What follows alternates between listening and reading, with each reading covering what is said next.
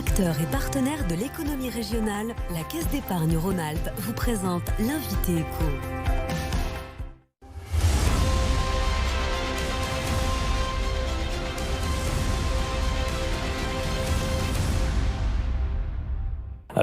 Bonjour à tous, très heureux de vous retrouver après plusieurs semaines d'absence due au confinement, bien évidemment. Aujourd'hui donc on déconfine petit à petit et on se retrouve pour un nouveau numéro de l'invité éco. Avant de commencer cette émission, je précise que cette émission est réalisée en respectant les règles sanitaires en vigueur et les règles de distanciation.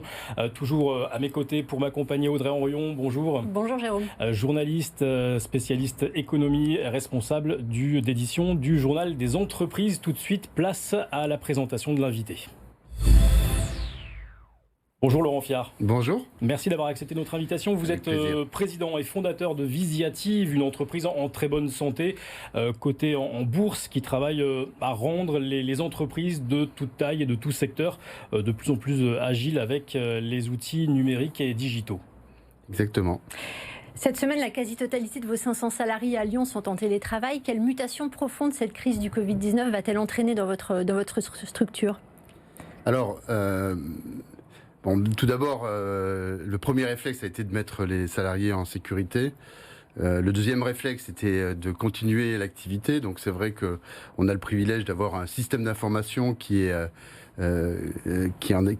accessible à distance, donc prêt pour le télétravail.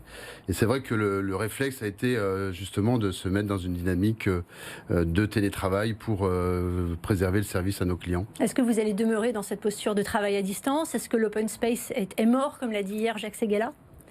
Alors je crois que l'open space va être reconfiguré comme étant un espace de travail accessible à la demande et notamment pour retrouver les équipes, puisqu'il est important, même si on est à distance, il est quand même en connexion à distance, il est important de se retrouver physiquement et de faire un peu de présentiel.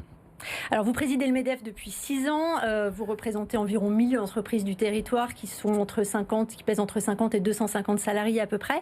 Et jeudi dernier, 7 mai, vous avez publié ceci sur votre compte Twitter. Nous perdons de la distance sur tous les terrains de jeu. Résilience, c'est savoir rebondir. Depuis lundi, des fleuristes, des bijoutiers, des vendeurs de vêtements, de décoration ont ouvert leur commerce. Est-ce que vous leur adressez un message de résilience ? Et comment faire pour qu'ils soient résilients ? Oui, je crois que tout d'abord, après ce coma artificiel, il est important de savoir rebondir. Et la résilience est la première phase en fait pour retrouver la dynamique et la niaque pour sortir d'affaires, hein, même si on a vu que l'État a donné quand même des dispositifs assez nombreux pour mettre les entreprises en sécurité.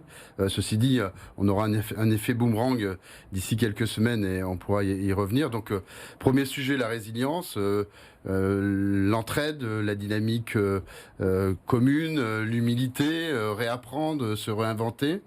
Donc, on est dans cette phase-là et puis il faut qu'on soit prêt pour la deuxième phase, qui sera cette phase de renaissance, où il faudra qu'on puisse, là aussi, se transformer plus vite. Laurent Fiard, on vous sent plutôt optimiste, malgré le contexte. On l'a dit, vous êtes à la tête d'une entreprise très solide.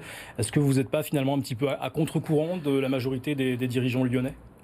Non, je me considère avec les dirigeants lyonnais tout à côté, puisqu'en fait, effectivement, on a la chance d'avoir une entreprise qui est résiliente, puisqu'elle a un modèle économique récurrent. Ceci dit, l'effet domino, à savoir, et c'est la plus grande crainte, hein, dans cette période où le cash est roi, où les entreprises doivent justement avoir la bonne trésorerie pour survivre. Il est clair que si nos clients vont mal, tout le monde ira mal. Et c'est pour ça qu'il est important de retourner très vite dans une dynamique économique. On sait que la clé pour qu'une entreprise survive, c'est justement la trésorerie. Est-ce que le MEDEF de Lyon peut, en ces temps un peu compliqués, être un peu plus intrusif ou se mêler davantage des entreprises en leur disant « soyez réglo avec vos fournisseurs, soyez réglo avec vos délais de paiement notamment » ? On joue d'abord un rôle de facilitateur, un rôle de haut-parleur pour bien faire appréhender et de remettre aussi les entrepreneurs en confiance. Ils ont besoin et on a besoin de la confiance des entrepreneurs pour démarrer. Et puis, dans cette dynamique de confiance, il est effectivement important que toute la chaîne soit là aussi respectueuse des paiements. Donc effectivement, aussi bien au niveau MEDEF national qu'au niveau local, on essaye de créer cette dynamique positive pour que tout le monde puisse s'entraider. Rapidement, une dernière question, Audrey. Vous arrivez normalement au terme de votre deuxième mandat au sein du MEDEF. Normalement, votre mandat s'achevait en juin. Est-ce que vous allez prolonger votre mandat ? Dans une période aussi inédite, il est clair que on compte plus les temps et les mois, etc. Et effectivement, je suis au service d'un MEDEF ouvert et dynamique, au moins jusqu'à la fin de l'année, pour justement accompagner l'ensemble des adhérents et faire en sorte qu'on reprenne très vite une dynamique positive. Merci beaucoup Laurent Fiard d'avoir été notre invité cette semaine. Audrey, on reprend les bonnes habitudes. Le chiffre de la semaine ? Moins 34%, c'est selon l'INSEE la baisse de l'activité dans la région Auvergne-Rhône-Alpes durant ces 8 semaines de confinement.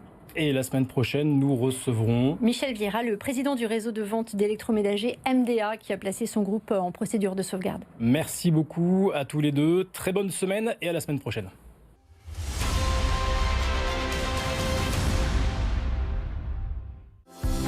C'était l'invité éco avec la Caisse d'épargne Rhône-Alpes, une banque commerciale, régionale et coopérative.